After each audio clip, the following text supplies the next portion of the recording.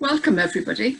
This week from the 16th to the 24th of May, we've been invited to celebrate the 5th anniversary of the publication of the groundbreaking encyclical from Pope Francis called Laudato Si, on the care of our common home. To mark this week, we at Westport Eco-Congregation are delighted to have Jane Mellett to speak to us about this important letter. Jane is the Laudato Si officer at Trócaire. So welcome, Jane, and thank you very much for being with us. Thanks, Mary. It's nice to be here. So as I said, we're celebrating the 5th anniversary of the publication of Laudato Si this week. Can you tell us about this encyclical and why it's such an important letter from Pope Francis in these times? Sure. So Laudato Si was published in May 2015, and it was considered a groundbreaking event. The encyclical is addressed to every single person living on this planet. So in that sense, it's different in that it's not simply addressed to Catholics, but to all those who care about our world, regardless of faith, culture. And I suppose Pope Francis, when he was compiling this document, he gathered the world's top climate scientists, theologians, sociologists, anthropologists together to draw on many different disciplines to try and convey what is happening to our world at present, and to encourage urgent action in terms of the environmental crisis. So just that quote there from the opening paragraph, he says, "I wish to address every person living on this planet. I urgently appeal for new dialogue about how we're shaping the future of our planet." And I suppose it received a widespread acclaim when it was published. It's probably one of the only church documents to make it onto the bestseller lists. It was reviewed in the New York Times, in the Financial Times, and the Guardian. So it really did reach a wider audience when it was published as well. So that we celebrate it this week, and Pope Francis has renewed the call for urgent action on the environmental crisis in light of the 5th anniversary. Yeah, okay. And it seems very timely at this time that we should revisit this. When I read this Laudato Si, I heard Pope Francis say that at the heart of the environmental crisis, there's a spiritual crisis first and foremost. What exactly does he mean by this? Yeah, I think this is the starting point in the document. He talks in the first chapter about what's happening to our world. So he's urging us to listen to the cry of the earth, and it's quite stark, that opening chapter. And then he moves in to talk about the human roots of the ecological crisis. And at the very heart of the roots of the crisis, he says we have a spiritual crisis, because he says we've forgotten who we are and where we've come from. We've become completely disconnected with the natural world and with God's creation. We've surrounded ourselves with cement, asphalt, metal, and glass. He uses those words to describe the environments that some people are living in. And we've really lost that connection with nature. So he's urging us back to a reconnection, to try and restore that relationship, because he says we will only care, or we will only fight for what we love, to use that quote from Thomas Berry. And just to share an image with you and a quote from Laudato Si, this is myself and some friends attempting to climb Carron 2 last year. And I suppose for me, my happy place in nature is in the mountains. And that lovely quote, "Standing awestruck before a mountain, he or she cannot separate this experience from God's." And I'm sure anyone listening to this, we all have our places in nature that we consider sacred, and that we can draw energy from those places and feel very connected to one another and to the Creator. So Pope Francis is really urging us back into those spaces, and he's saying to reconnect and to use our senses when we're there, to tap into something deeper, because we've lost that connection. So he describes us needing this childlike sense of awe and wonder where our relationship with the environment is concerned.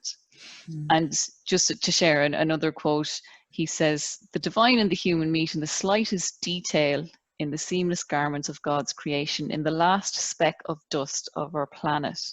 So to see God's presence in all that exists will change our outlook and our relationship with the created world. And we need to start there. And he says, from that, everything else will flow. We will want to take action. We will want to protect it. Okay. And I suppose this is also a lead into, you know, when he talks about the interconnectedness and dependence with all creation as integral ecology. Tell us a little bit more about that. Yeah, so chapter 4 is a chapter dedicated to this phrase, integral ecology. And I suppose it's a chapter that connects the entire document. He says, you know, we need to really tap into the fact of just how interconnected everything is in our world. And he talks about the vast ecological systems of our planet. So down to the atoms, which we cannot see, algae, the vast rainforests, just to recall how dependent we are on these systems, that they sustain life on the planet, and we are not to lord it over these systems. We can't do with them what we will. We are extremely dependent on them. And he goes even wider than that. I'm just going to share another image here, 1 second. So we have this lovely quote: "It cannot be emphasized enough how everything is interconnected. Not even atoms or subatomic particles can be considered in isolation." And even that image, you know, when you think about what's happening in terms of biodiversity in our world and the extinction crisis, how dependent we are on pollinators, the butterflies, the bees, and so on. So he's urging us to think about this dependence, but also to see how connected in our food supplies are, for example, with the pollinators. And then he goes further than that again, and he says we also need to think about our connection to people on the other side of the world who we will never meet and do not know, who are suffering the disastrous consequences of the climate crisis, and asking us to think about how our lifestyles in one part of the world are dramatically affecting others. And in the case of the environmental crisis, it's the poor and the vulnerable who suffer the most. So this is the interconnection, this integral ecology that we're being invited into and invited to reflect on. And later on in the documents to talk about solidarity and justice in terms of and because of that interconnection. Yeah, so I think the whole idea of climate justice is a really important aspect of the document as well. Okay. Absolutely, yeah. Yeah, and it's the personal stories. You told a really heartwarming story about your friend from the Philippines. Would you like to share that with us? Yeah, absolutely. I walked a climate pilgrimage to the UN conference in 2018, from Italy to Poland, carrying the message of Laudato Si. And as part of that pilgrimage, we journeyed with Filipino pilgrims who were survivors of Typhoon Haiyan, which is, people may remember, it struck the Philippines in November 2013. It's one of the strongest storms to ever make landfall in human history. And just to give an idea of the destruction, it killed 10,000 people in the space of 2 hours in Tacloban city, displaced millions of others. So my friend Joanna, who was on the pilgrimage, lost her entire family that night, her parents, her brother, her sister-in-law, and her little nephew. So I suppose when you hear about 10,000 people being wiped out by a storm in a couple of hours, is one thing. When you break it down to the human stories behind the statistics, it really brings it home. And I think, especially where climate change is concerned, it's such an abstract concept for many people, but we really need to hear and see the people behind the stories, Right. and to see their faces and let their voices be heard, because science has attributed the strength of that storm to the warmer oceans that it traveled over, a direct result of greenhouse gas emissions and the effects of climate change on our world. So what happens in one part of the world is dramatically affecting people's lives in another part of the world. And we're seeing that now as well with the COVID-19 crisis. Yeah, that certainly that interconnectedness between all of us is very highlighted in the present pandemic, isn't it? Absolutely, yeah. Now, the Pope addressed this encyclical, as he said earlier, not just to Catholics, but to all people, to everybody. So since its publication 5 years ago, how is it being communicated or received or even acted upon across the world? Yeah, I think it definitely reached a wider audience than a papal encyclical normally would. You had many people in the scientific community and in terms of climate activists, for example, who would be aware of it. I mean, just to give an example, I saw a post by Extinction Rebellion Ireland recently, and they had a quote from Laudato Si, and they had on the top, oh, we have a friend in the Vatican. So it's just interesting to see, church teaching being quoted in those spaces. And I think when it comes to the ecological crisis, it is an issue that crosses all boundaries because it affects everybody. So that's one I suppose example of that. Just to share some images here with you for 1 second. I think we're all familiar with Greta Thunberg and the Fridays for Future movement. So Greta met Pope Francis there last May in the Vatican, and he urged her to continue her good work and really praised her and offered her his support. So to see those links being made as well with the youth climate movement is really fantastic. And the other images are taken from Dublin in September last year at the Global Strike for Climate.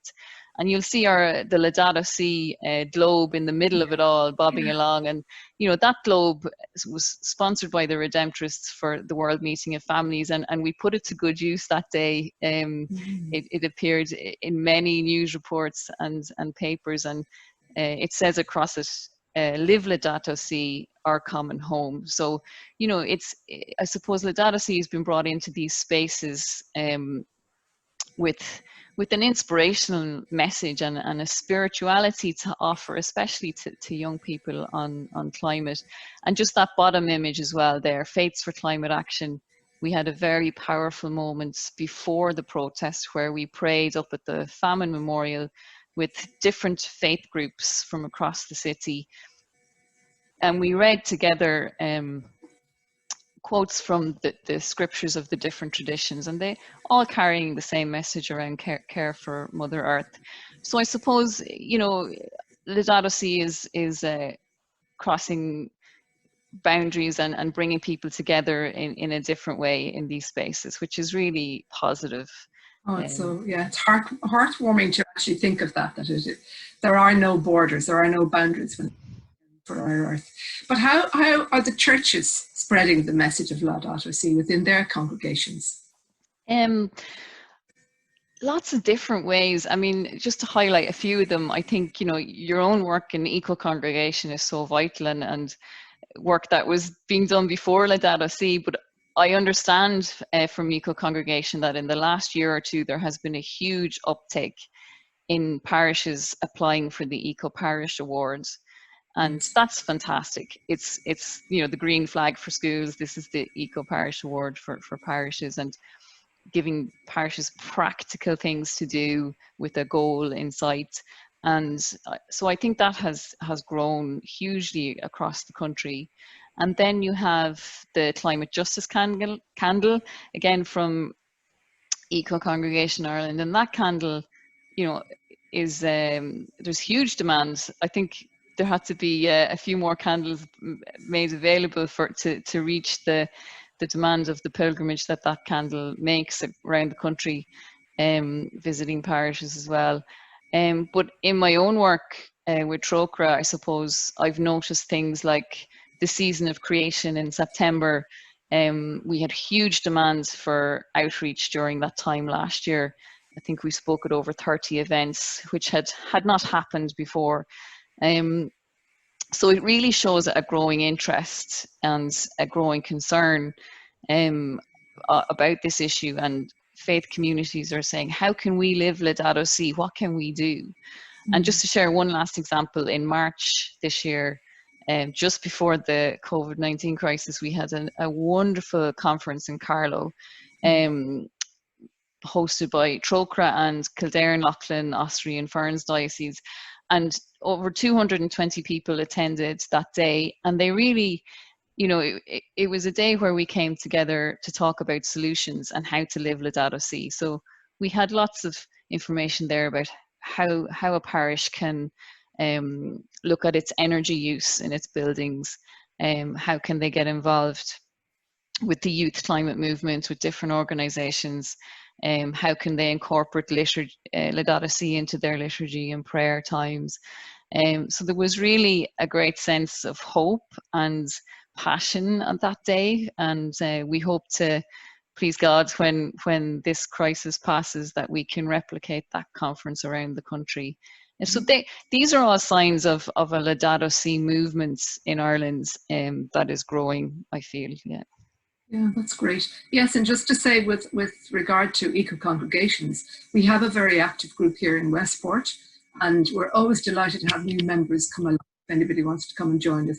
But we're equally happy to support other parishes in our area who would like to join and start an eco-congregation, because it's so worthwhile, just bringing bringing this work to life, basically, within our communities. Shane, there's a term in Laudato Si that fascinated me from the word go, and it's ecological conversion. Francis uses, and conversion usually implies some inner change in us. So what is the conversion that we're being encouraged to make here? Yeah, there's a famous quote from the documents where it says Christians are called to an eco-conversion, and he says this is where living as protectors of God's creation is not an additional aspect or optional extra to our Christian faith.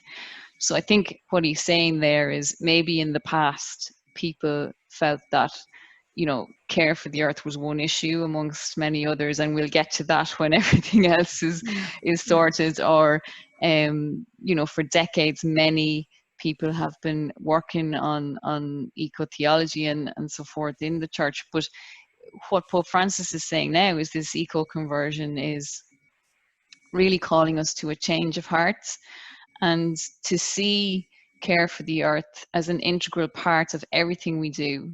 That's the conversion that is needed. So linked back to the integral ecology, but he's saying no matter what we are doing in our faith community, in our parish, we need to have this issue in mind. And it does involve a change of heart. It's linked back to the spiritual aspects of the crisis and the integral ecology. But he also, in that, I'm just going to share another image here, has this question, which I think is a key part of the eco-conversion. He says, what kind of world do we want to leave to those who come after us, to children who are now growing up? So this is intergenerational justice, intergenerational solidarity, and it's part of this eco-conversion in the sense that we're thinking of our children and grandchildren, but he's inviting us to think even wider than that, to the generations of people who will come long after we are gone, our children, our grandchildren, to think far wider in the sense of what kind of world are we leaving to people who are coming after us. We've no right to plunder and destroy and use as if we were living on some infinite resource. He's urging us to really consider this question, and I think, interestingly enough, it's the same question Greta Thunberg is asking, and the youth climate movements and the many different organizations that are out there campaigning. So for me, that's a key part of this eco-conversion, the change of heart, but also just looking far wider than our own lives at the moment. So it's like there's a personal responsibility, what we can each do, but there's also some sense of a collective responsibility in terms of maybe even at the moment putting pressure on our leaders to make the decisions that are needed now that aren't just based on economic grounds, but that it includes climate. I mean, I heard Christiana Figueres say recently that if they don't work with the two in tandem, that we're actually going to be jumping from the frying pan into a raging fire of climate crisis if the economy takes over from the climate crisis. Absolutely. And, you know, you will keep jumping from one crisis to the next without, you know, back to the integral ecology. In that chapter, he speaks of no matter what development happens, it has to be done with this question in mind, that we have a more holistic view of progress, that it's not driven solely by GDP and economics. There is a far wider consideration that is needed, and the links between our present health crisis and the environmental crisis are astounding. And he talks about that in Laudato Si, the links between the environment and human health. So really these crises are linked, and planning what kind of world we want to emerge into when this has passed must include the ecological agenda. And I think we've an opportunity, and part of our role in this conversion is to keep asking those questions. And if people are interested in what questions they might ask their local politicians, there's a wonderful website, onefuture.ie, and it gives you the key points that are needed going forward. So just to encourage you to take a look at that. Yeah, thank you very much, Jane. Now, before we let you go, I know you've been doing some book study groups on Laudato Si with groups on Zoom. So I'm just wondering if there are people here in Westport or in Mayo or in this surrounding area who are interested in being part of such a group. Are you open to starting yet another group? Absolutely, yeah. It was quite a surprise, actually. We had over 40 people join a Laudato Si reading group when all of our outreach was cancelled for Lent, obviously, and we were wondering what to do to reach out. And it's just been a great success. We've had amazing discussions. We read a chapter a week, and we come together for an hour and discuss it. So other parishes have expressed an interest and are running with it. So this is the time to read Laudato Si and to come together and to talk about it, and to plan for the future. So absolutely happy to work with any parishes or groups who are interested in that. It'd be great. Yeah, thank you. And how would we go about that? People can contact you at? Yeah, sure. So my email address is jane.mellett, MELLETT, @trócaire.org. So if anyone wants any information about anything to do with Laudato Si, I'd be happy to support them.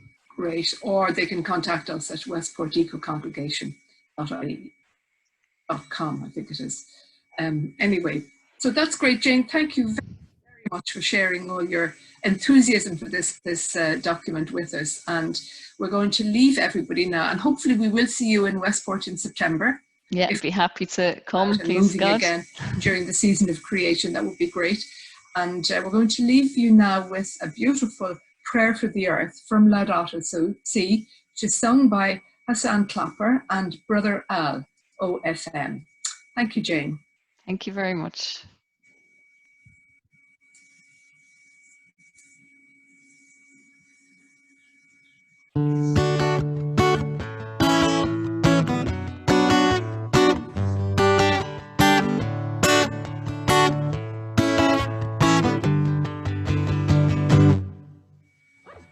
All-powerful God, filling all the universe and the smallest of your creatures. You embrace all life with tenderness. Oh yeah. Pour out the power of your love that we may protect life and beauty. Fill us with peace that we may live as sisters and brothers.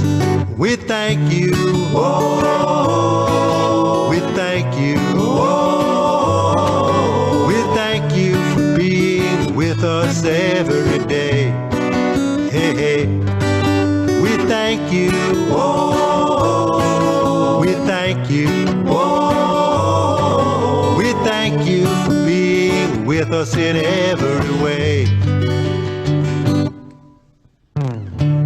God of the poor, help us to rescue the lost and forgotten of this earth.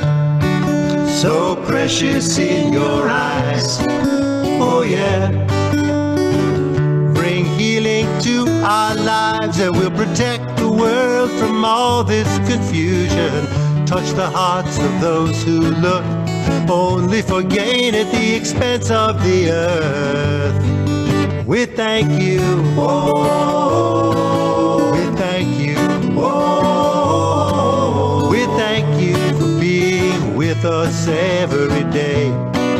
Hey, hey, we thank you, oh, we thank you, oh, we thank you for being with us in every way.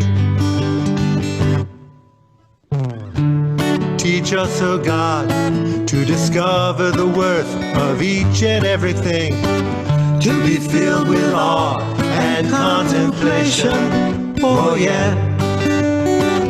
To see we are united with every little thing as we journey to your light. Encourage us, we pray, to work for justice, peace, love, and understanding. We thank you, oh, we thank you, oh, we thank you for being with us every day.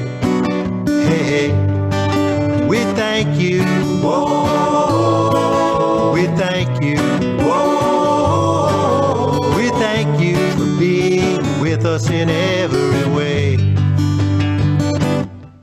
We thank you, oh, we thank you, oh, we thank you for being with us every day.